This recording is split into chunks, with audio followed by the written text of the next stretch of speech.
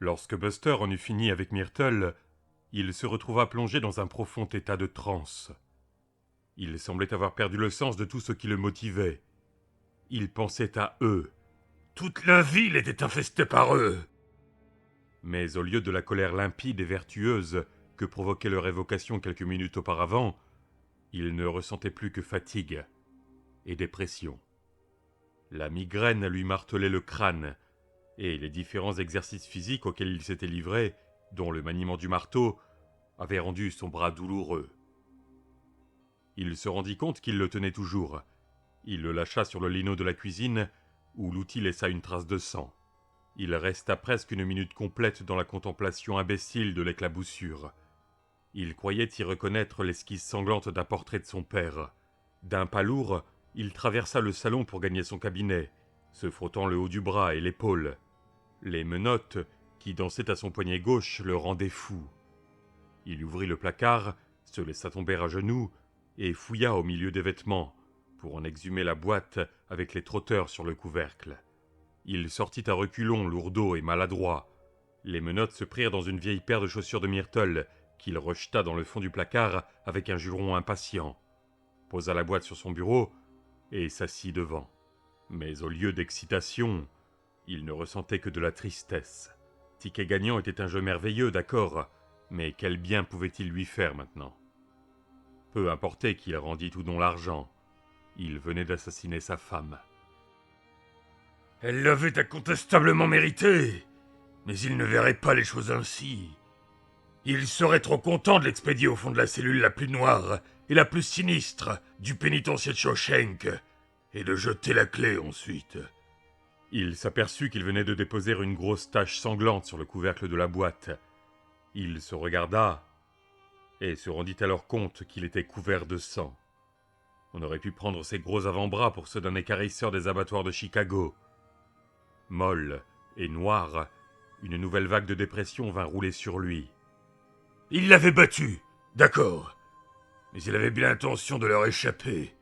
Oui, il leur échapperait. Il se leva, écrasé par une fatigue infinie, et gagna le premier étage d'un pas pesant.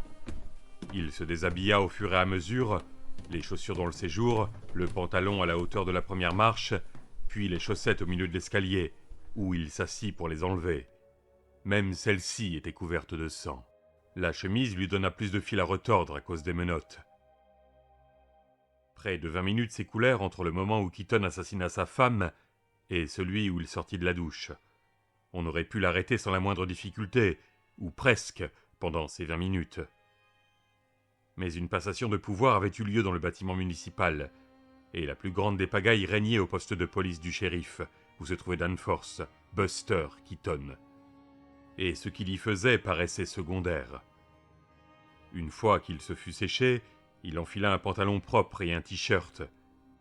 Il ne se sentait pas l'énergie de se bagarrer avec une manche longue, et retourna dans son cabinet. Il s'assit de nouveau à son bureau et regarda Ticket gagnant, avec l'espoir que sa dépression allait passer, qu'il allait retrouver un peu de son ancienne joie.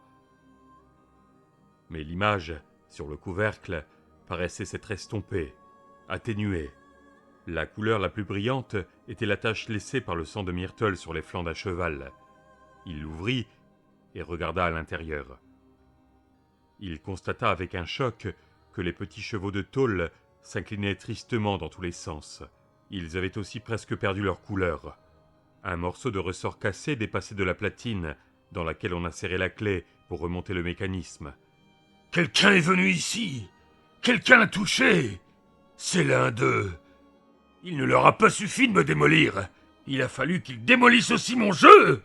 cria une voix dans sa tête. Mais une autre, plus profonde, peut-être la voix extérieure de ce qui lui restait de raison, lui murmura que ce n'était pas vrai. « C'était comme ça depuis le début, mais tu ne le voyais tout simplement pas, » lui soufflait-elle. Il retourna au placard, avec l'intention, en fin de compte, de prendre son pistolet. Il était temps de s'en servir. Sa main tâtonnait lorsque le téléphone sonna. Il alla soulever lentement le combiné, sachant qui était à l'autre bout. Il ne fut pas déçu. Salut, Dan! attaqua le Lord Gaunt. Comment allez-vous par cette belle soirée? Très mal, Répondit Buster d'un ton sinistre, la voix traînante. le monde est devenu infernal. Je vais me suicider. Oh! Gaunt paraissait légèrement déçu, rien de plus. Il n'y a plus rien qui vaille. Même le jeu que vous m'avez vendu vaut plus rien. Permettez-moi d'en douter. Répliqua Gaunt avec une pointe de raideur dans le timbre. Je contrôle toujours mes marchandises avec le soin le plus extrême, Monsieur Keaton. Vraiment, le plus extrême. Veuillez vérifier encore. Buster s'exécuta et resta stupéfait. Les chevaux se tenaient bien droit dans leurs rainures. Les casaques paraissaient peintes de frais et brillaient. Leurs yeux donnaient l'impression de pétiller. Le parcours était tout dans les verts éclatants et les brins poussiéreux de la fin de l'été. La piste paraît rapide. Songea-t-il rêveusement. Ses yeux passèrent sur le couvercle. Soit il avait été victime d'une illusion d'optique à cause de sa dépression, soit les couleurs s'étaient vivifiées au cours des quelques secondes qu'avait duré l'échange téléphonique. Mais c'était maintenant le sang de Myrtle que l'on distinguait à peine, devenu d'un marron atténué. « Mon Dieu !» murmura-t-il. « Alors ?» demanda Gaunt. « Alors, Dan, je me trompe ? Parce que si c'est le cas, vous devez reporter votre suicide. Au moins le temps de me rapporter la marchandise pour que je vous rembourse. J'ai une réputation à soutenir, voyez-vous. C'est quelque chose que je prends très au sérieux, dans un monde où il pullule, et où il n'en existe qu'un comme moi. » « Non, non, il est splendide. »« Alors c'est vous qui vous trompez. » Oui, ça doit être ça. »« Vous reconnaissez votre erreur. » »« Oui. » »« Bien. » La voix de Gaunt retrouva sa douceur. « Dans ce cas, allez-y. Suicidez-vous. Je dois cependant avouer que je suis déçu. Je croyais avoir enfin rencontré quelqu'un qui aurait le courage de m'aider à leur botter les fesses. En fin de compte, vous n'êtes qu'un hobbleur comme les autres. » Il soupira, comme un homme qui vient de se rendre compte que ce n'est pas la lumière au bout du tunnel qu'il vient de voir. Il arrivait quelque chose d'étrange à Buster Keaton. Il sentait sa vitalité, sa détermination lui revenir. Ses couleurs intérieures redevenaient elles aussi éclatantes et pleines de vie.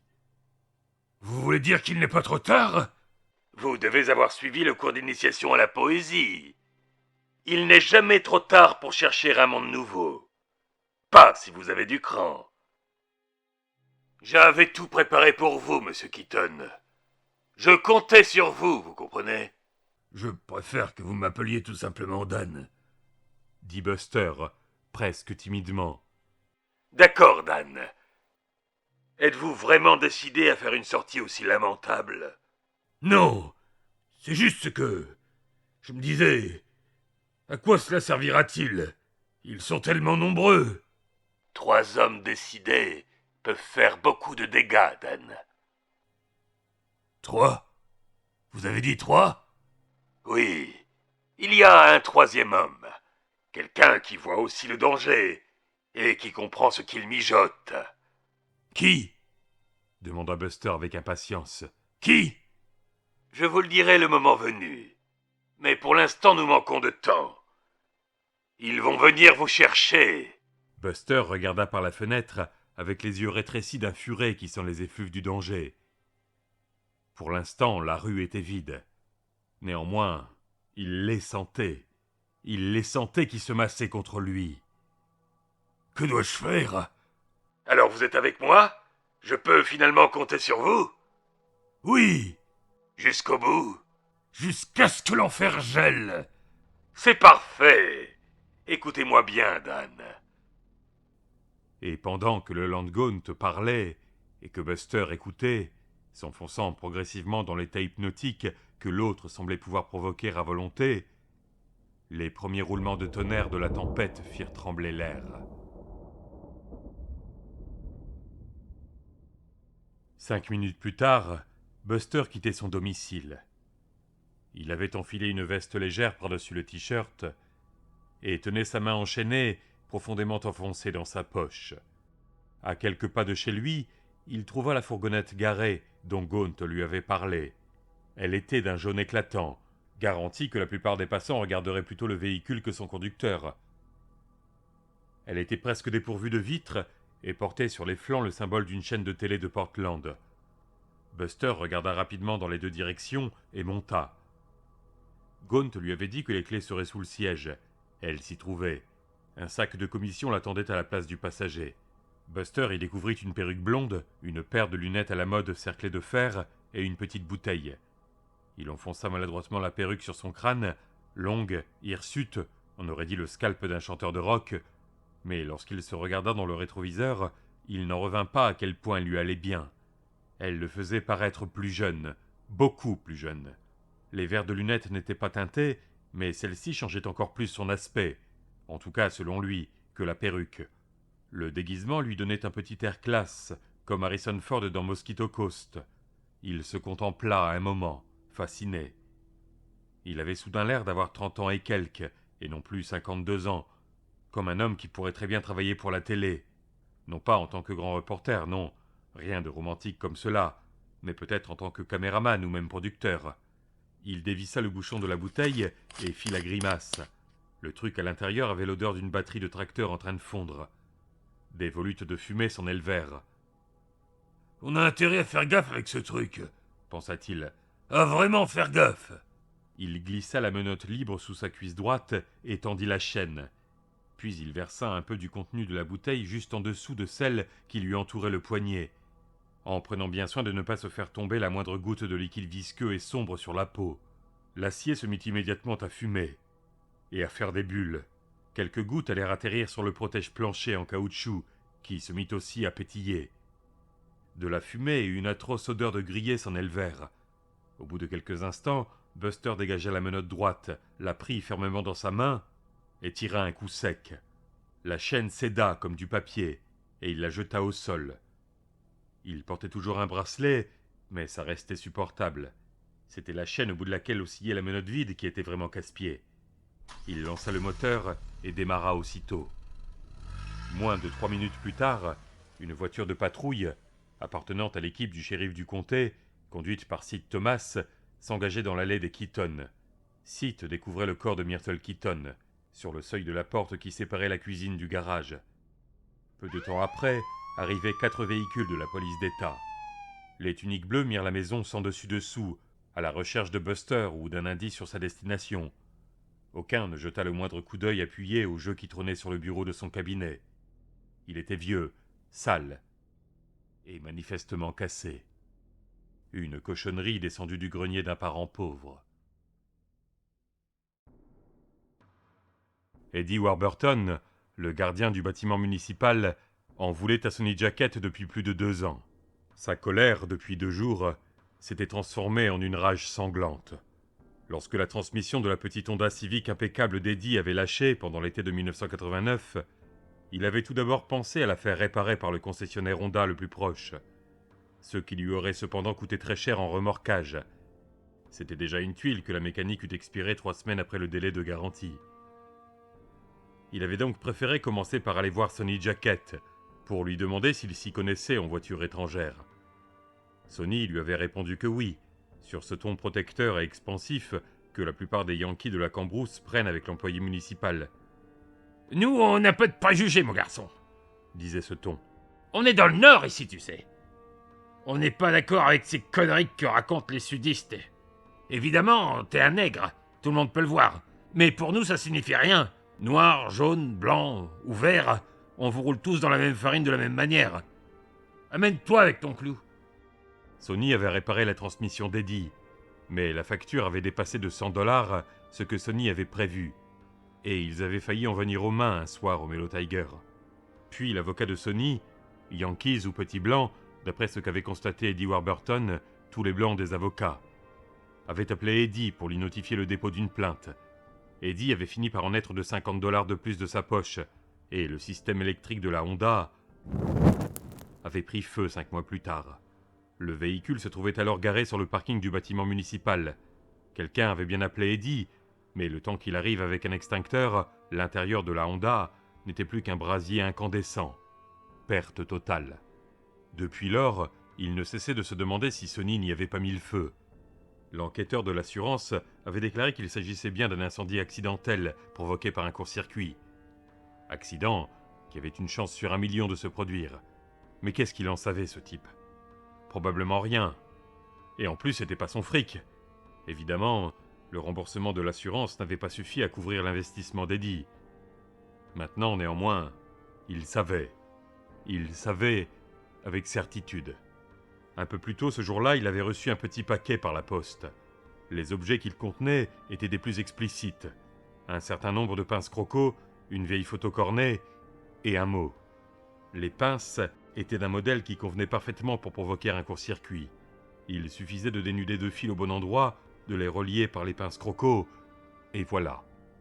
Le cliché montrait Sonny et quelques-uns de ses amis à peau blanche, des types qu'on voyait toujours vautrer sur des chaises de cuisine dans la station-service. Ce n'était cependant pas au Sunoco de Sonny que la photo avait été prise, mais chez Robichaud, l'épaviste du chemin vicinal 5. La bande des fromages blancs se tenait devant les restes calcinés de la Honda, buvait de la bière et rigolait tout en bouffant de gros morceaux de pastèque. Le mot était court et direct. « Cher négro, c'était une mauvaise idée de faire le con avec moi. » Eddie s'était tout d'abord demandé ce qui avait pu pousser Sonny à lui envoyer un tel message, sans faire le rapport avec la missive qu'il avait lui-même glissée dans la boîte aux lettres de Polly Chalmers, à la requête de M. Gaunt.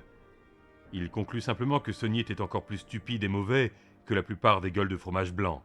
Pourtant, pourquoi avoir attendu aussi longtemps pour réouvrir les hostilités, si l'affaire lui était restée en travers de la gorge? Mais plus il s'attardait sur cette période, « Cher négro !» plus la question semblait dépourvue d'importance. Le mot, les pinces croco calcinées et la vieille photo lui étaient entrés dans la tête, et y bourdonnaient comme un nuage de moustiques affamés. Un peu plus tôt dans la soirée, il avait acheté un revolver à Leland Gaunt. Les tubes fluo, dans le bureau de la station Sunoco, projetaient un trapèze blanc sur le macadam lorsqu'Eddie s'engagea sur la piste de service au volant de la vieille Oldsmobile qui avait remplacé la Civic. Il descendit. La main qu'il gardait dans la poche de sa veste tenait l'arme. Il fit halte à l'extérieur pendant 1 minute, regardant ce qui se passait dans le bureau. Sonny, derrière sa caisse enregistreuse, était assis sur une chaise en plastique basculée sur ses 2 pieds de derrière. Eddie ne voyait que le haut de la casquette de Sonny, par-dessus le journal que le garagiste tenait grand ouvert. La lecture du journal, bien sûr. Les Blancs ont tous des avocats, et après avoir passé la journée à baiser les pauvres noirs comme lui, on les trouve toujours tranquillement installés à leur bureau, chaises renversées sur 2 pattes, en train de lire leur canard. Enfoirés de blancs, avec leur saleté d'avocats et leur saleté de journaux. Eddie sortit l'automatique et entra. Une partie de lui-même, restée jusqu'ici en sommeil, se réveilla soudain et se mit à crier qu'il ne devrait pas faire ça, que c'était une erreur. Mais peu importait cette voix. Elle n'importait pas, car tout d'un coup, Eddie n'eut plus l'impression de se trouver à l'intérieur de lui-même. Il éprouvait la sensation d'être un esprit qui aurait plané juste au-dessus de son épaule et observé le déroulement des événements. Un diablotin venait de prendre les commandes. « J'ai quelque chose pour toi, espèce de sale fripouille. » Eddie avait entendu sa bouche parler. Il vit son doigt se contracter par 2 fois sur la détente de l'automatique. 2 petits trous noirs apparurent au milieu d'une manchette qui disait « La côte de Mickernan en hausse ». Sonny Jacket poussa un hurlement et se mit à gigoter. Les pieds de la chaise dérapèrent et le garagiste alla s'écrouler sur le sol. Une tache de sang s'étala sur sa salopette. Mais voilà, le nom cousu aux vêtements en fil doré disait Ricky. Il ne s'agissait pas de Sonny, mais de Ricky Bissonnette. « Ah merde !» s'exclama Eddie. « Je me suis trompé de blanc !»« Salut, Eddie !» lança une voix derrière son dos, celle de Sonny Jacket. « Une chance pour moi d'avoir été dans les goguenots, hein !» Eddie entama un mouvement de rotation. 3 balles de l'automatique que Sonny avait acheté l'après-midi même à Leland Gaunt vinrent se loger dans le bas de son dos, réduisant sa colonne vertébrale en bouillie, avant même qu'il eût terminé la moitié de son geste. Les yeux écarquillés, impuissant, il regarda Sonny se pencher sur lui. Le canon de l'arme que brandissait le garagiste était aussi vaste que l'entrée d'un tunnel, et aussi ténébreux que l'enfer. Au-dessus, le visage de Sonny paraissait calme et composé. Un filet de crasse graisseuse coulait le long d'une de ses joues. « Avoir l'idée de voler mon nouveau jeu de clés, c'était assez astucieux, » dit Sonny, en appuyant l'arme au milieu du front du noir. « mais m'écrire un mot pour me dire que t'avais l'intention de faire ça, c'était une erreur. » Une grande lumière blanche, celle de la compréhension, envahit soudain l'esprit d'Eddie. Il se rappela la lettre qu'il avait glissée dans la boîte aux lettres de Polly Chalmers et rapprocha ce geste, Une petite farce, du mot qu'il avait reçu et de celui dont lui parlait maintenant Sonny. « Écoute, murmura-t-il, il faut que tu m'écoutes, Jacket. On s'est fait baiser tous les deux, t'entends? Au revoir, mon petit noir, dit Sonny, en appuyant sur la détente. Sonny resta en contemplation, immobile, devant le cadavre d'Eddie Warburton, pendant presque une minute, se demandant s'il n'aurait pas dû prêter attention à ce que l'autre avait essayé de lui dire. Il décida que la réponse était non. Qu'est-ce qu'un type assez crétin pour envoyer un mot semblable aurait bien pu avoir à déclarer d'intéressant? Il se leva, enjamba les pieds de Ricky Bissonnette, ouvrit le coffre-fort et en sortit le jeu de clés adaptable que M. Gaunt lui avait vendu. Il les regardait encore, les prenant les unes après les autres, les manipulant avec amour et les remettant en place dans leur housse, lorsqu'arriva la police d'État pour l'arrêter. Garez-vous au carrefour des rues Birch et Main. Avait dit Gaunt à Buster par téléphone. Et attendez, je vais vous envoyer quelqu'un.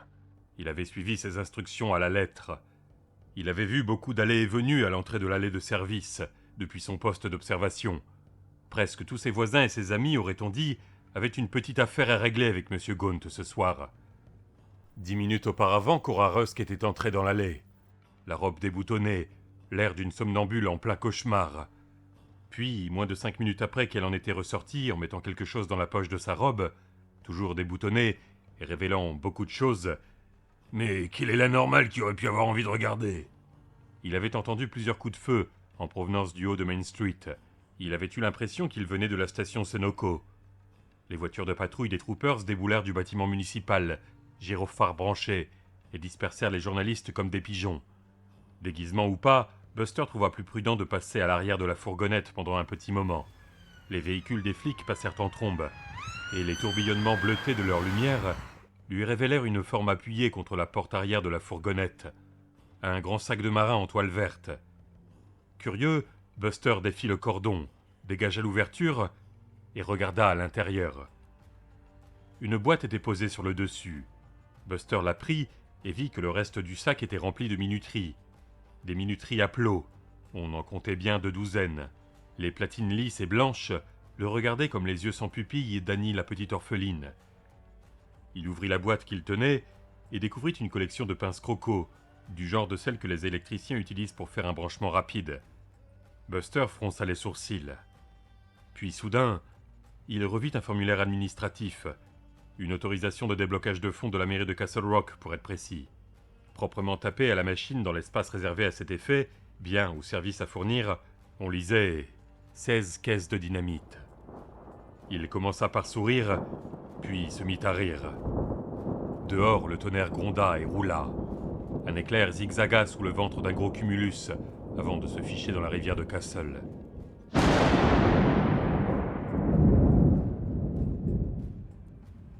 Au fond de la fourgonnette, Buster n'en pouvait plus de rire, au point que le véhicule se mit à osciller. S'écria-t-il, toujours secoué par l'hilarité. Bon sang. Voilà qu'on a quelque chose pour eux. On peut pas dire le contraire. Henry Payton, qui avait cru venir à Castle Rock sortir les fers mis au feu par le shérif Pangborn, se tenait bouche bée dans l'encadrement de la porte à la station-service Sunoco. 2 hommes abattus de plus, un noir et un blanc, mais aussi morts l'un que l'autre. Un 3e homme, le propriétaire à en croire le nom cousu à sa salopette, était assis sur le sol auprès de son coffre ouvert et serrait une caisse à outils crasseuse dans ses bras, comme si c'était un bébé.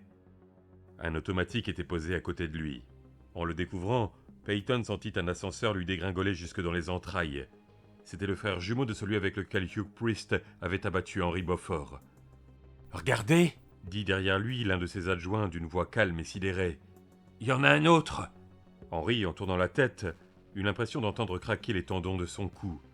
Un troisième pistolet automatique gisait à proximité du bras tendu du noir. « Ne les touchez pas !» ordonna Peyton. « Ne vous en approchez même pas !» Il enjamba une flaque de sang, saisit Sonny Jacket par les bretelles de sa salopette et le remit sur ses pieds. Le garagiste ne résista pas, mais étreignit encore plus la caisse métallique. « Qu'est-ce qui est arrivé ?» lui cria Peyton en pleine figure. « Au nom du ciel, qu'est-ce qui s'est passé ?» Sonny montra Eddie Warburton d'un geste, se servant de son coude pour ne pas lâcher la boîte à outils. « Il est entré. Il avait un pistolet. Il était fou. On voyait bien qu'il était fou. Regardez ce qu'il a fait à Ricky. Il l'a pris pour moi. Il voulait me voler mes ajustables. Regardez. » Le garagiste sourit et pencha la boîte, entr'ouvrant le couvercle. Henry découvrit des pièces de quincaillerie rouillées, entassées pêle-mêle. « Je pouvais pas le laisser faire, hein. Vous comprenez, ils sont à moi. Je les ai payés et ils sont à moi. » Peyton ouvrit la bouche pour dire quelque chose. Il ne savait pas quoi, et les mots ne franchirent jamais ses lèvres. Avant qu'il ait pu prononcer le premier, il y eut de nouveaux coups de feu, cette fois en provenance des hauts de Castle Rock. Lénore Potter se tenait au-dessus du corps de Stéphanie Bonsin, un automatique fumant à la main. Le cadavre gisait dans le massif de fleurs derrière la maison. Le seul que cette diabolique salope n'avait pas mis en pièces au cours de ses 2 dernières expéditions. « Tu n'aurais pas dû revenir !» dit Lénore. Jamais elle n'avait tiré un coup de feu de sa vie, et elle venait d'abattre une femme. Mais elle n'éprouvait qu'un sentiment sinistre d'exultation. Cette garce s'était glissée sur sa propriété, avait massacré son jardin. Lénore avait attendu que la salope se mette au travail. Elle n'était pas la fille de sa mère pour rien, et elle avait utilisé son droit à la légitime défense, parfaitement légitime. « Lénore ?» C'était la voix de son mari. Il se penchait par la fenêtre de la salle de bain au premier étage, de la crème à raser sur la figure. Il y avait de l'inquiétude dans sa voix. « Qu'est-ce qui se passe, Lénore ?»« J'ai tiré sur un intrus, » répondit-elle calmement sans se retourner. Elle glissa un pied sous le milieu du corps et poussa. Elle éprouva un plaisir ignoble et inattendu à sentir ses orteils s'enfoncer dans les flancs mous de la Bonsin. « C'est Stéphanie Bonsin !» Le corps roula sur le dos. Ce n'était pas celui de Stéphanie Bonsin, mais celui de la femme si gentille de l'adjoint du shérif. Elle avait abattu Melissa Clutterbuck. D'un seul coup, le calava de Lénore Potter passa du bleu au mauve, puis au magenta, et continua ainsi jusqu'au noir minuit. Alan Pangborn restait assis dans la contemplation de ses mains, et de ce qu'il y avait au-delà, des ténèbres tellement sombres qu'on ne pouvait que les sentir. Il avait fini par comprendre qu'il avait peut-être perdu Polly cet après-midi. Non pas temporairement, c'est-à-dire jusqu'à ce que se soit éclairci le malentendu actuel, mais pour toujours, ce qui lui laissait quelque chose comme quelques 35 ans à tuer. Il entendit un léger chuintement et leva vivement la tête. C'était Miss Hendry. Elle paraissait nerveuse, mais elle avait aussi l'air d'avoir pris une décision. « Le petit Rusk commence à s'agiter, » dit-elle. « Il n'est pas réveillé. On l'a bourré de tranquillisant et il en a encore pour un moment, mais il bouge. »« Ah bon ?» fit Alan d'un ton calme, attendant la suite. Miss Hendry se mordit la lèvre et poursuivit. « Oui, je vous aurais bien laissé le voir si j'avais pu, mais vraiment, je ne peux pas, shérif Pangborn. Vous me comprenez, n'est-ce pas? Certes, j'admets que vous avez de graves problèmes dans votre ville, mais il n'a que 7 ans. »« Oui. Je descends à la cafétéria prendre un thé. Madame Evans est en retard, comme toujours, mais elle arrivera dans 2 ou 3 minutes. Au cas où vous iriez dans la chambre de Sean Rusk, la 9, juste après mon départ, elle en ignorerait probablement tout. Vous me suivez ? » ?»« Oui, » répondit Alan, plein de gratitude. « Les rondes n'ont pas lieu avant 8 heures. Si vous êtes dans sa chambre, elle ne s'en apercevra sans doute pas. Si jamais elle vous y trouvait, vous lui diriez que j'ai respecté les directives de l'école et que je vous en avais refusé l'entrée. Que vous vous y êtes faufilé pendant une vacance du bureau. D'accord ? Oui, n'en doutez pas. Vous pourriez partir par l'escalier à l'autre bout du couloir. Si vous alliez dans la chambre de Sean, bien sûr. ce que je vous ai évidemment interdit de faire. » Alan se leva et alla spontanément l'embrasser sur la joue. L'infirmière rougit. « Merci, dit Alan. »« De quoi? Je n'ai rien fait. Je crois que je vais aller prendre mon thé. Veuillez rester assis jusqu'à mon départ, shérif. » Alan obéit promptement. Il resta sur sa chaise, la tête entre Simon le Bonnet et l'homme aux tartes, jusqu'à ce que les portes se fussent presque entièrement refermées derrière Miss Hendry. Puis il se leva et se dirigea silencieusement au milieu des jouets et des puzzles éparpillés dans le couloir aux couleurs vives, vers la chambre numéro 9. Sean Rusk parut totalement éveillé à Alan. Il se trouvait dans l'aile de pédiatrie et le lit était petit. Mais l'enfant paraissait néanmoins perdu au milieu. Son buste ne créait qu'une infime ondulation sous la courte pointe, et on aurait cru voir une tête privée de corps posée sur un oreiller à la blancheur impeccable. Son visage était très pâle, avec sous les yeux des cernes mauves, presque aussi sombres que des meurtrissures. Il regardait Alan avec calme, sans manifester de surprise. Une boucle de cheveux bruns lui faisait une virgule sur le front. Alan prit la chaise et la tira à côté de lui. On avait monté les barres pour empêcher l'enfant de tomber. Sean ne bougea pas la tête, mais ses yeux suivirent le shérif. « Salut, Sean, » dit doucement Alan. « Comment te sens-tu ?»« J'ai la gorge sèche, » répondit le petit garçon dans un murmure rauque. Il y avait un pichet et 2 verres sur la table de nuit. Alan remplit un verre et se pencha par-dessus les barres. Sean voulut s'asseoir, mais n'y parvint pas. Il retomba contre son oreiller avec un petit soupir qui fendit le cœur d'Alan. Il pensa à son propre fils, le pauvre Todd. Tandis qu'il glissait une main derrière la nuque de Sean pour l'aider à se redresser, il vécut un instant diabolique pendant lequel le souvenir du passé vint se superposer au présent. Il revit Todd debout à côté du scout, le jour fatidique, répondant à son salut d'un geste de la main bien à lui. Dans sa mémoire, une lumière nacrée semblait jouer autour de la tête du petit garçon et illuminait tous les traits qu'il chérissait tant. Sa main trembla. Un peu d'eau tomba sur la chemise d'hôpital que portait Sean. « Désolé. »« C'est rien, » répondit Sean de son murmure rauque. Il but avidement, vida presque le verre et eut un rot. Alan lui reposa délicatement la tête.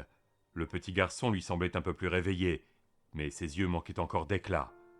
Alan se dit qu'il n'avait jamais vu d'enfant paraissant si terriblement seul, et son esprit voulut évoquer une fois de plus l'ultime image qui lui restait de Todd. Il la repoussa. Il avait autre chose à faire, une tâche pénible à accomplir et bougrement délicate à mener à bien. Mais il était de plus en plus persuadé qu'elle était fondamentale, qu'elle était son ultime espoir. Indépendamment de ce qui pouvait se passer en ce moment à Castle Rock, il était plus convaincu que jamais que certaines des réponses au moins se trouvaient là, derrière ce front pâle et ces yeux tristes dépourvus d'éclat. Il eut un coup d'œil circulaire pour la pièce et commenta « C'est pas très joyeux ici. »« Ouais, » répondit Sean de sa voix basse et rauque. « ça fiche le cafard. » Quelques fleurs ne feraient pas de mal. Il passa la main droite devant le poignet de sa main gauche, saisissant habilement au passage le bouquet replié dans sa cachette sous le bracelet de sa montre. Il savait qu'il courait des risques, mais avait décidé de saisir l'occasion aux cheveux. Il n'en aurait pas beaucoup d'autres. Il faillit bien échouer. 2 des pétales de papier crépon se déchirèrent lorsqu'il déploya le bouquet, et il entendit le ressort se détendre avec un nasillement fatigué. C'était, sans conteste, la dernière prestation de cet exemplaire du tour de la fleur magique. Mais il s'en sortit tout de même, et Sean, contrairement à son frère, se montra ravi et amusé, en dépit de son état d'esprit et des drogues qui le maintenaient dans l'hébétude. « Fantastique! Comment vous faites ?»« Un petit tour de magie. Tu les veux ?» Il fit le geste de placer le bouquet dans le pichet d'eau. « Non, elles sont juste en papier. Et elles sont un peu déchirées. » Le garçon réfléchit, conclut apparemment que sa réponse n'était pas très généreuse, et ajouta « C'est un tour sensationnel. Vous pouvez les faire disparaître ?» J'en doute, fiston, pensa-t-il. Puis, à voix haute, « Je vais essayer. » Il tint le bouquet bien droit pour que Sean le vît bien, puis incurva légèrement la main droite et l'entraîna vers le bas. Il exécuta le tour de passe-passe beaucoup plus lentement que d'habitude, eu égard à l'état lamentable dans lequel était l'objet, et fut lui-même étonné et surpris du résultat. Au lieu de disparaître d'un seul coup, les fleurs repliables donnèrent l'impression de s'évanouir comme de la fumée dans sa main refermée. Il sentit le ressort fatigué rechigner à se remettre en place, puis décider de coopérer une dernière fois. « C'est vraiment génial !» déclara respectueusement Sean à part lui. Alan acquiesça. Il venait d'introduire une variante merveilleuse dans un tour qui lui servait à épater les écoliers depuis des années. Mais il était à peu près sûr de ne pouvoir le faire avec un modèle neuf. Un ressort en bon état ne lui permettrait pas ce lent geste magique. « Merci, dit-il, glissant le bouquet replié pour la dernière fois sous le bracelet de sa montre. « Si tu ne veux pas de fleurs, que dirais-tu d'une pièce de 25 cents pour la machine à coke ?» Il se pencha en avant et d'un geste naturel retira une pièce du nez du petit garçon qui sourit. « Oula, j'ai oublié, ça vaut 75 cents aujourd'hui, non ? L'inflation. Pas de problème. » Il découvrit une nouvelle pièce dans la bouche de Sean, une autre derrière son oreille. Le sourire de l'enfant commençait à s'effacer un peu, et Alan comprit qu'il valait mieux se mettre sans tarder au travail. Il empila les 3 pièces sur la table de nuit. « Pour quand tu te sentiras plus vaillant. »« Merci, monsieur. »« Avec plaisir, Sean. »« Où est mon papa ?» demanda-t-il d'une voix légèrement plus soutenue. La question parut bizarre à Alan, qui se serait plutôt attendu à ce que l'enfant demandât sa mère. Il n'avait que 7 ans. « Il va arriver d'un moment à l'autre, Sean. »« J'espère bien. Il me tarde qu'il soit là. »« Je sais. » Il marqua un temps d'arrêt puis ajouta « Ta maman sera bientôt là, elle aussi. » Le garçon réfléchit, puis secoua la tête d'un mouvement délibéré et lent. L'oreiller émit un petit bruit de frottement. « Non, elle viendra pas. Elle est trop occupée. »« Trop occupée pour venir te voir ? » ?»« Oui, elle est très occupée. Maman est en visite chez le King. C'est pour ça que je peux plus aller dans sa chambre. Elle ferme la porte, elle met des lunettes de soleil et elle va voir le King. » Alan revit Madame Rusk, répondant aux tuniques bleues venues l'interroger d'une voix lente et déconnectée de la réalité. Les lunettes de soleil sur la table, à côté d'elle. Elle paraissait incapable de les laisser tranquilles une seconde. Elle jouait presque constamment avec elles. Elle retirait la main comme si elle avait peur d'être remarquée pour l'avancer aussitôt, d'un geste qui paraissait indépendant de sa volonté. Sur le coup, il avait pensé que c'était le choc ou l'effet des tranquillisants. Il n'en était plus tout à fait sûr. Il se demandait également s'il devait interroger Sean sur Brian ou poursuivre dans cette nouvelle direction, à moins que les deux ne convergent. « Vous n'êtes pas vraiment un magicien, » observa Sean. « Vous êtes un policier, c'est ça ? Oui.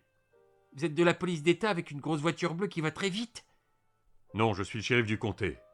D'habitude, j'ai une voiture marron avec une étoile sur le côté. Elle va aussi très vite, mais ce soir, j'ai pris mon vieux break, celui que j'aurais dû changer depuis longtemps. Il sourit. Il se traîne sur la route, tu peux pas savoir. La remarque parut éveiller l'intérêt de l'enfant. « Pourquoi vous n'avez pas pris la voiture de police ? » Pour ne pas ficher les boules à Jill Mislabursky ou à ton frère, pensa Alan. Pour Jill, je ne sais pas, mais avec ton frère, ça n'a pas été une grande réussite. Je ne me souviens plus très bien. La journée a été longue, tu sais. Vous êtes un shérif comme dans Young Guns ? Eh oui. Enfin, à peu près. Avec Brian, on a été voir le film. C'était vraiment super.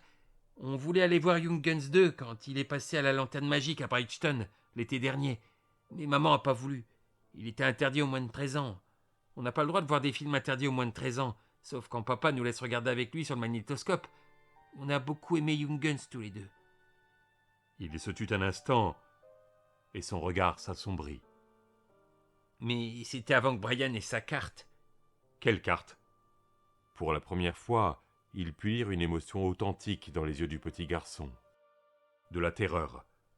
La carte de baseball, la grande carte spéciale. Oh ? Alan pensa aussitôt à la glacière portative et aux cartes de baseball à l'intérieur. Les cartes pour les échanges, avait-il dit. Brian collectionnait les cartes, c'est ça ? Oui, c'est comme ça qu'il l'a eu. Je crois qu'il se sert de quelque chose de différent avec chaque personne. Alan se pencha en avant. Qui ça, Sean ? Qui l'a eu ? Brian s'est tué. Je l'ai vu faire. C'était dans le garage. Je sais, je suis navré. Quelque chose est sorti derrière sa tête. Pas que du sang. Un truc jaune. Alan ne trouvait rien à dire. Son cœur battait lentement, mais avec force dans sa poitrine. Il avait la bouche aussi sèche que le désert du Nefud, et une sensation désagréable lui montait du creux de l'estomac. Le nom de son fils résonna dans son crâne comme le tocsin funèbre qu'aurait déclenché un idiot en pleine nuit. Je voudrais qu'il l'ait pas fait. Reprit Sean. Il avait parlé d'un ton étrangement neutre. Mais 2 larmes se mirent à grossir dans ses yeux, débordèrent et roulèrent sur ses joues lisses. On pourra pas voir Young Guns 2 ensemble quand il sortira en vidéocassette. Il faudra que je le regarde tout seul. Et ce sera pas aussi drôle. Brian ne sera pas là pour sortir toutes ces blagues idiotes. Je sais bien que ce sera pas aussi drôle. Tu aimais beaucoup ton grand frère, n'est-ce pas? Il passa la main entre les barreaux du lit. La menotte de Sean vint se glisser dedans et serra très fort. Elle était brûlante. Et petite. Toute petite. Ouais, Brian voulait être lanceur pour les Red Sox quand il serait grand. Il disait qu'il apprendrait à faire le lancer incurvé du poisson mort, comme Mike Bodiker. Il le fera jamais. Il m'a dit de ne pas m'approcher, pour pas me salir. J'ai pleuré. J'avais peur. C'était pas comme dans un film. On était juste dans notre garage. Je sais. Alan se rappela la voiture d'Annie, les vitres cassées, le sang étalé en grosses taches noires sur les sièges. Là non plus, ça n'avait pas été comme au cinéma. Il se mit à pleurer. Oui, je sais, fiston.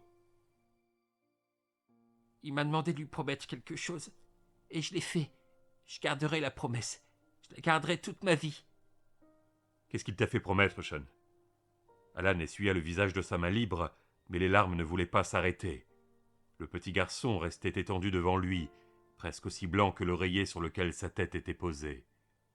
Le petit garçon qui avait vu son frère se suicider, qui avait vu la cervelle de son frère projetée sur le mur du garage comme un glavio géant, et où se trouvait sa mère, avec le King. Elle ferme la porte et elle met des lunettes de soleil et elle va voir le King. Qu'est-ce que tu lui as promis, fiston? J'ai voulu jurer sur la tête de maman, mais Brian n'a pas voulu. Il a dit de jurer sur mon nom. Parce qu'il l'a eu, elle aussi.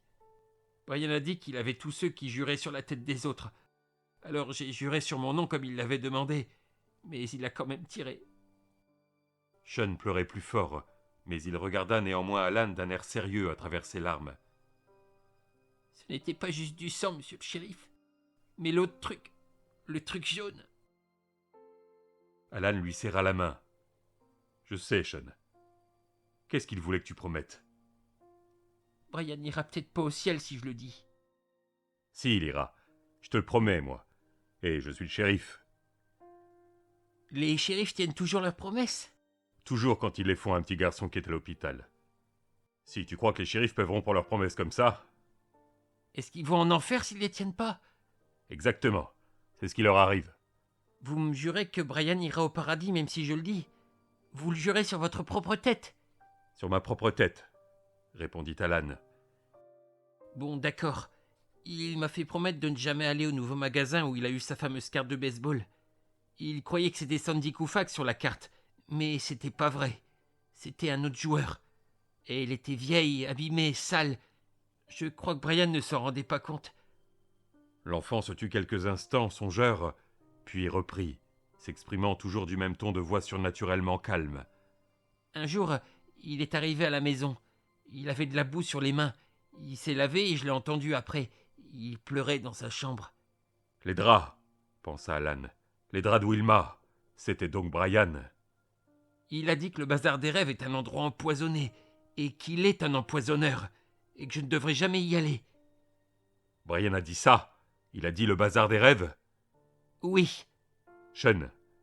Il s'interrompit et réfléchit. Des étincelles électriques fusaient de partout en lui, un vrai feu d'artifice de minuscules points bleus. Quoi? Est-ce que ta maman a trouvé les lunettes de soleil au bazar des rêves? Oui. Elle te l'a dit? Non, mais je le sais. Elle met les lunettes de soleil et c'est comme ça qu'elle va retrouver le King. Quel King, Sean? Tu sais? L'enfant regarda Alan comme s'il avait affaire à un demeuré. Elvis, c'est lui, le King. Elvis, murmura Alan. Évidemment. Je veux mon papa. Je sais, mon chou. Encore 1 ou 2 questions et je te fiche la paix. Alors tu t'endormiras et à ton réveil, ton papa sera là. Pourvu que... Brian t'a-t-il dit qui était l'empoisonneur, Sean? Oui, Monsieur Gaunt, l'homme qui tient le magasin. C'est lui l'empoisonneur. Il pensa immédiatement à Polly. Polly qui lui avait dit après les funérailles « Je crois qu'en fin de compte, il suffisait de rencontrer le bon médecin. Le docteur Gaunt, le docteur Leland Gaunt. » Il la revit lui montrant la petite boule d'argent qu'elle avait achetée au bazar des rêves, mais l'empêchant de la prendre dans sa main lorsqu'il avait voulu la toucher.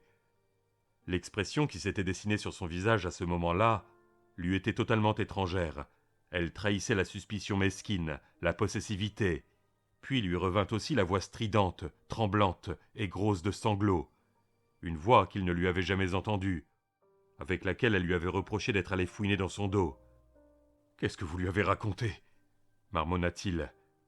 Il ne se rendait absolument pas compte qu'il avait attrapé la courte pointe et la tordait lentement dans sa main crispée. « Qu'est-ce que vous lui avez raconté et comment avez-vous réussi à la convaincre ?» « Monsieur Shérif, ça va pas ?» Alan se força à desserrer le poing. « Si, très bien.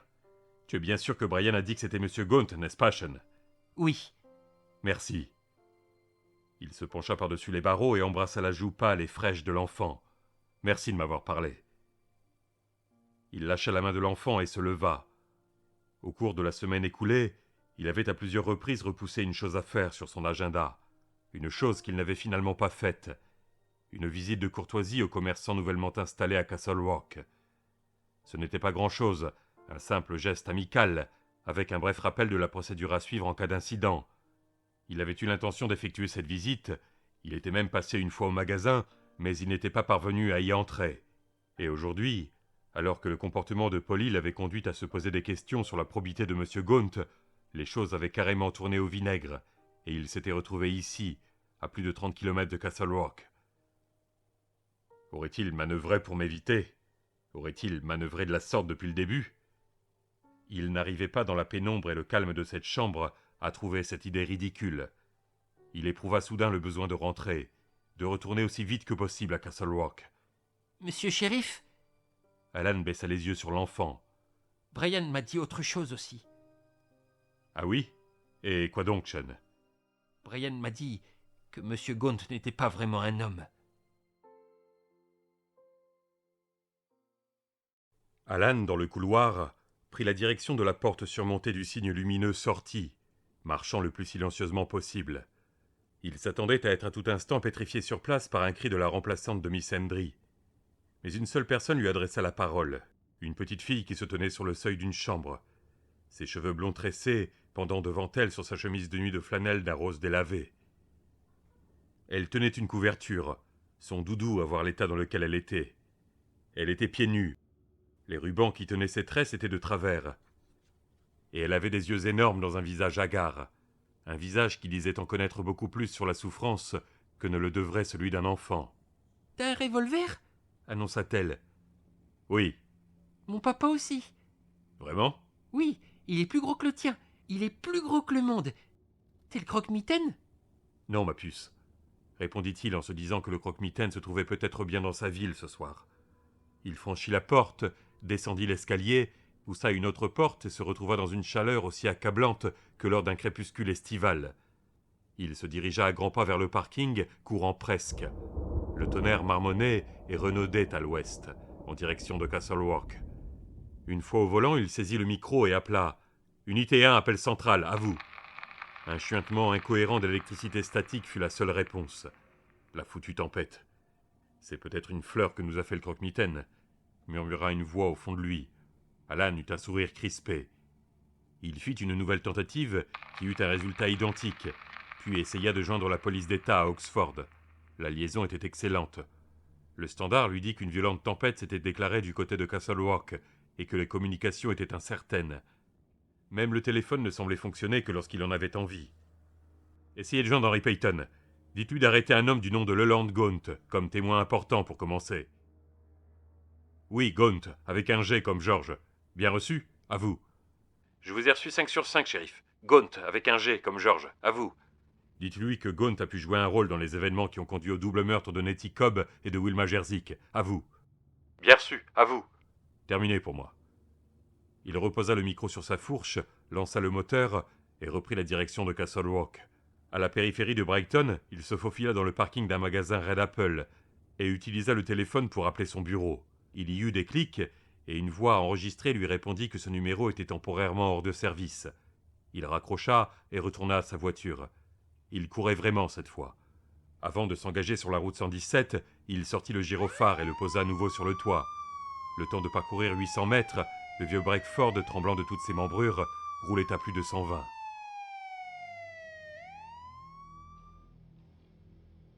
Les ténèbres et Ace Merrill s'abattirent en même temps sur Castle Rock. Le repris de justice franchit le pont de la rivière de Castle, tandis que grondait le tonnerre au-dessus de lui, et que des éclairs poignardaient la terre offerte. Il roulait, fenêtre ouverte. Il ne pleuvait pas encore, et l'air avait la viscosité d'un sirop. Il était sale, fatigué, furieux. Il avait exploré 3 autres emplacements de la carte, en dépit de la lettre. Incapable de croire à ce qui lui arrivait, incapable de se figurer que cela puisse arriver. Si l'on peut se permettre cette formule, il avait l'impression de s'être bel et bien fait caïsser. Il avait trouvé à chaque fois une pierre plate et une boîte en tôle. 2 contenaient d'autres paquets de timbres cadeaux crasseux et moisis. La dernière, en provenance du sol marécageux derrière la ferme Strout, ne lui rapporta qu'un vieux stylo à billes. On voyait une femme coiffée dans le style des années 40 et portant un maillot de bain de la même époque sur le corps du stylo. Lorsqu'on le redressait, le maillot de bain disparaissait. Vous parlez d'un trésor. Ace était revenu à Castle Rock à toute vitesse, l'œil fou, le jean maculé de la boue collante du marécage jusqu'aux genoux, pour une seule et unique raison, tuer Alan Pangborn. Après quoi il foutrait le camp jusque sur la côte ouest, ce qu'il aurait dû commencer par faire. Peut-être arriverait-il à extorquer un peu d'argent à Pangborn, ou peut-être pas. D'une manière ou d'une autre, une chose restait certaine.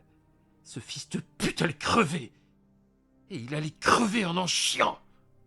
5 kilomètres avant le pont, il s'était rendu compte qu'il n'avait pas d'arme.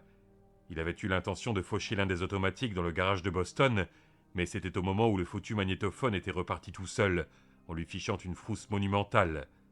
Il savait cependant où les trouver. Oh que oui. Il franchit le pont, puis s'arrêta au carrefour de Main Street et de Watermill Lane, alors qu'il avait la priorité. « Qu'est-ce que c'est que ce bordel ?» murmura-t-il.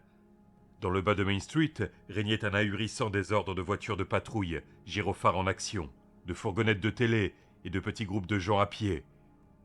L'essentiel de l'action paraissait se dérouler autour du bâtiment municipal, un peu comme si les autorités du patelin avaient décidé sur un coup de tête d'organiser une sorte de carnaval.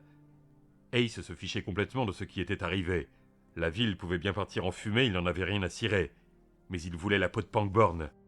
Il voulait le scalper et accrocher la tignasse à sa ceinture. Comment y parvenir cependant avec ce qui ressemblait à un congrès de tuniques bleues rassemblées devant le bâtiment municipal? La réponse lui vint spontanément à l'esprit. Monsieur Gaunt saura. Monsieur Gaunt possède l'artillerie et il aura les réponses qui vont avec. Va voir Monsieur Gaunt.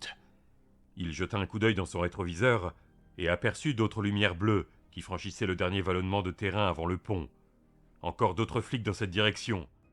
Mais qu'est-ce qui a bien pu se passer ici cet après-midi? Se demanda-t-il de nouveau. C'était une question à laquelle il lui faudrait répondre une autre fois, ou jamais, selon la manière dont les choses tourneraient.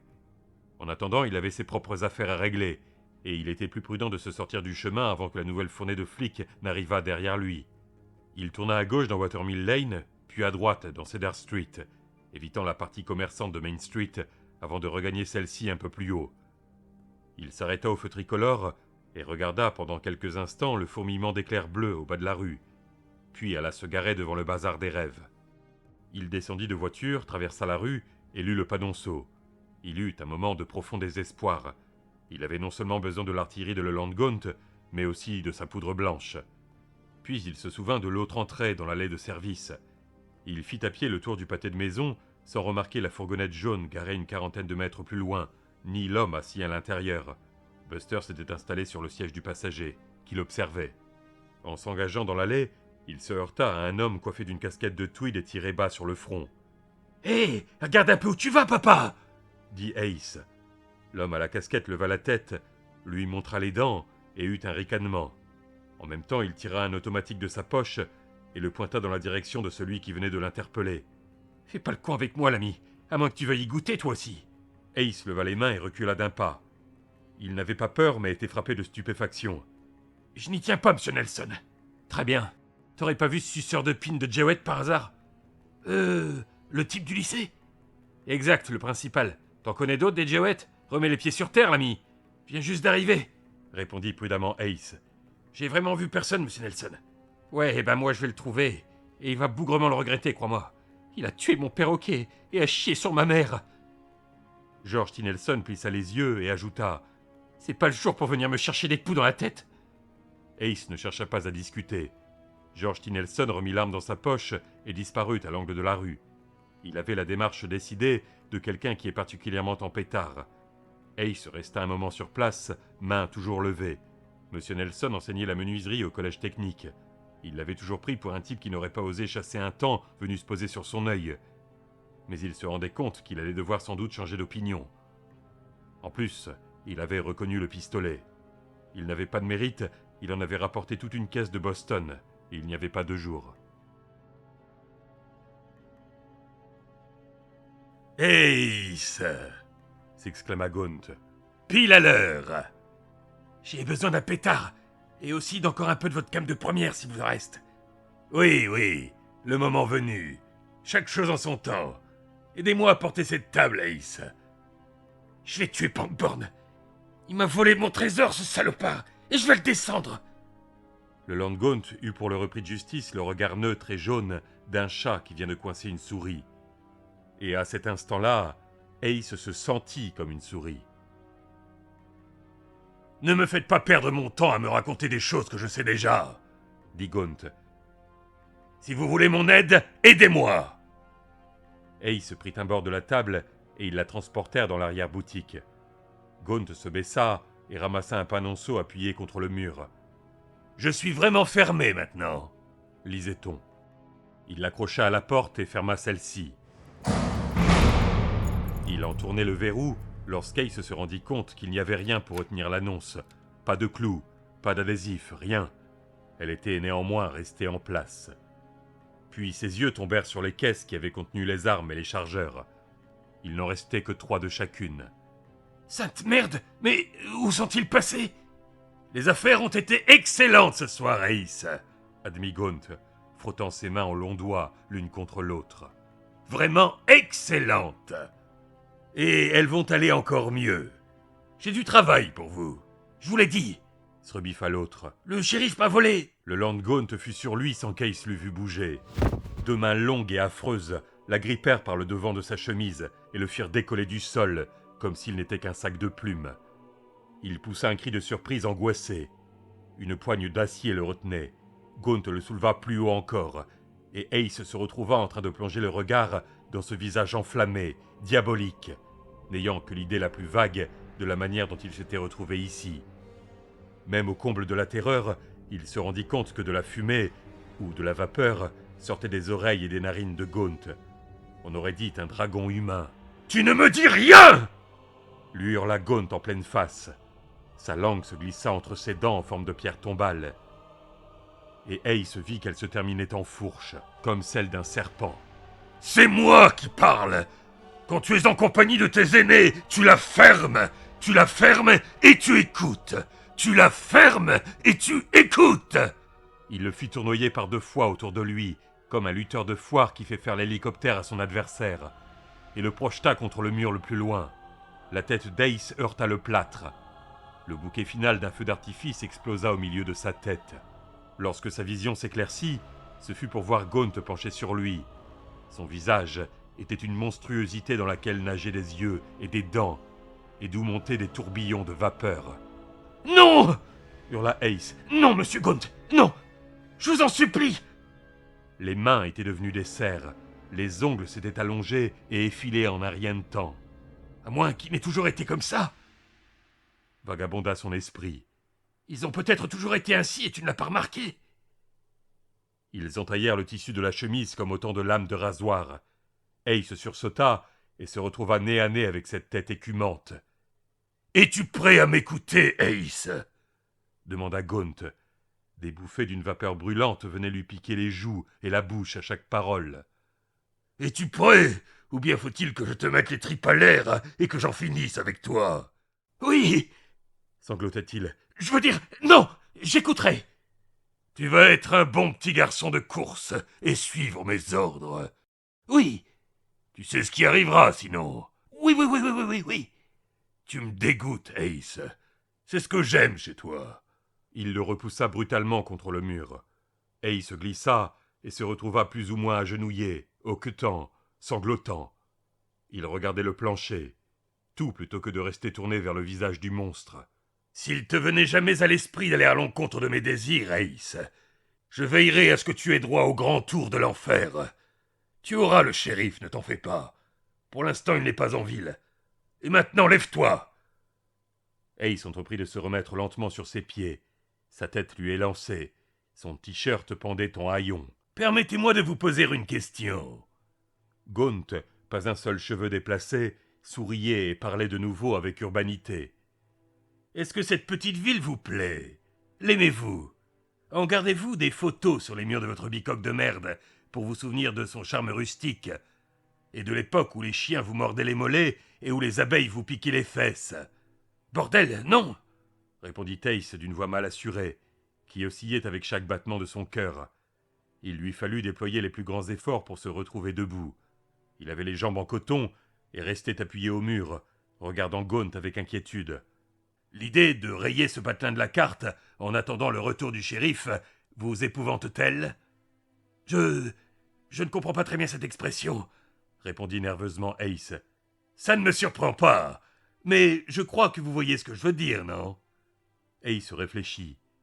Ses réflexions le ramenèrent jusqu'à l'époque où, bien des années auparavant, 4 morveux l'avaient privé, lui et ses amis. Oui, il avait alors ce qu'on aurait pu appeler grosso modo des amis, d'une chose qu'il avait voulu. Il avait chopé l'un des morveux, Gordy Lachance, un peu plus tard, et lui avait flanqué une raclée mémorable, mais peu importait. Actuellement, Lachance était un écrivain de renom, qui vivait ailleurs aux États-Unis, et se torchait probablement le cul avec des billets de $10. En fin de compte, les morveux avaient gagné, et les choses n'avaient plus jamais été tout à fait les mêmes par la suite. C'est en effet à ce moment-là que la chance avait commencé à tourner pour Ace. Les portes restées jusqu'ici ouvertes s'étaient mises à se refermer les unes après les autres. Il avait peu à peu fini par comprendre qu'il n'était pas le roi, et que Castle Rock n'était pas son royaume. Et que si ça avait jamais été le cas, c'était de toute façon terminé depuis le jour où, alors qu'il avait 16 ans, les morveux les avaient dépouillés, lui et ses amis, de ce qui leur revenait de droit. C'était le jour de la fête du travail, et Ace n'était pas assez âgé pour pouvoir boire légalement au Mellow Tiger. De roi qu'il était, il était devenu soldat sans uniforme, rôdant en territoire ennemi. J'ai ce trou de chiotte en horreur, Dit-il à Leland Gaunt. Bien, très bien. J'ai un ami, garé juste au coin de la rue, qui va vous aider à faire ça. Vous aurez le shérif. Mais aussi toute la ville. Est-ce que ça vous plaît? Gaunt avait capté le regard d'Ace, qui, debout devant lui dans les lambeaux de son t-shirt, commença à sourire. Il n'avait plus mal à la tête. Ouais, Répondit-il. ça me botte. Gaunt mit la main à sa poche et en retira un sachet en plastique rempli de poudre blanche qu'il lui tendit. Il y a du boulot qui vous attend, Ace. Il prit le sachet, mais c'était toujours dans les yeux de Gaunt que son regard plongeait. Bien, je suis prêt. Buster vit revenir l'homme qui était entré le dernier dans l'allée de service. Son t-shirt était en lambeaux, et il portait une caisse. Les crosses de 2 automatiques dépassaient de sa ceinture. Il eut un mouvement de recul brusquement inquiet lorsqu'il vit que l'homme, en qui il reconnaissait maintenant John Ace Merrill, se dirigeait directement vers la fourgonnette, à côté de laquelle il déposa la caisse. Ace cogna à la vitre. « Ouvre l'arrière, papa, on a du boulot. » Buster descendit la vitre. « Tire-toi d'ici, crapule. Tire-toi, j'appelle la police. »« Bonne chance, » grogna Ace. Il retira l'un des pistolets de sa ceinture. Buster se raidit lorsqu'Ace le passa par la fenêtre, crosse la première, puis cligna des yeux. « Prends ça !» fit Ace avec impatience. « Et va ouvrir l'arrière. Si tu sais pas qui m'envoie, c'est que t'es encore plus crétin que t'en as l'air. » Il tendit l'autre main et tâta la perruque. « J'adore !» ajouta-t-il avec un petit sourire. « C'est tout simplement merveilleux. »« Arrête !» dit Buster d'un ton où avait disparu toute colère. « 3 hommes décidés peuvent faire beaucoup de dégâts, Dan. avait dit M. Gaunt. Mais Ace Merrill, c'était un criminel. Écoute, dit le criminel, si tu veux discuter de cet arrangement avec M. Gaunt, il doit encore être ici. Mais, et comme tu peux le voir, il eut un geste qui fit onduler les pans déchirés de son t-shirt. Il n'est pas de très bonne humeur. C'est toi qui dois m'aider à me débarrasser d'eux? Demanda Buster. Exact. On va transformer tout ce patelin en steak flambé. Il souleva la caisse. Cela dit, je vois pas très bien les dégâts qu'on peut faire avec une boîte de détonateur. Mais il m'a dit que tu connaîtrais la réponse à ça. Buster avait commencé à sourire. Il se leva et alla ouvrir la porte arrière de la fourgonnette. Je crois que oui. Montez donc, monsieur Merrill. Nous avons quelques courses à faire. Où ça? Au garage municipal, pour commencer, répondit Buster, sans se départir de son sourire.